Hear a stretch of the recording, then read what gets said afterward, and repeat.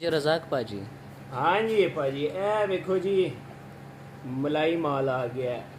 किसी भी नहीं देना तो सिर्फ मेरे को मिलना है। चेक करो, प्राइस इसकी बहुत मुनासिब होने वाली है। ए पूरा लाट वहाओ भरावां नू, ए पूरा टॉप है मेरे को, सारा बचगाना टो है। ठीक है, ए देखो जी, पीस चेक कर सकते हो। ए डबल कलर है, ठीक है, चेक कर सकते हो। ए चेक करो जी, एडिडास का पीस है। क्या बात है, बहुत ही आउट क्लास चीज़ है।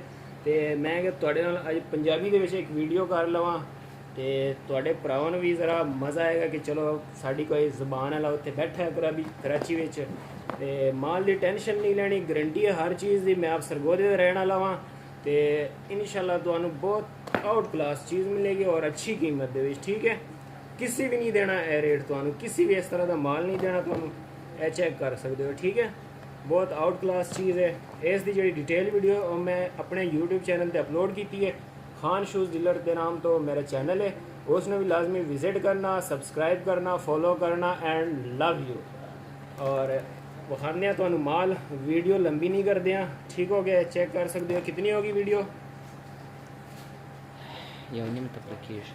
अच्छा, वीडियो लंबी होती जा रही है। इसकी डिटेल वीडियो मैं अपलोड की है, उधरों तुम वेख सकते हो। बाकी रेट वगैरह वास्ते तुम जरा ना मैंने इनबॉक्स करो, नंबर मेरा मैंशन है। ठीक है जी, अल्लाह हाफिज़।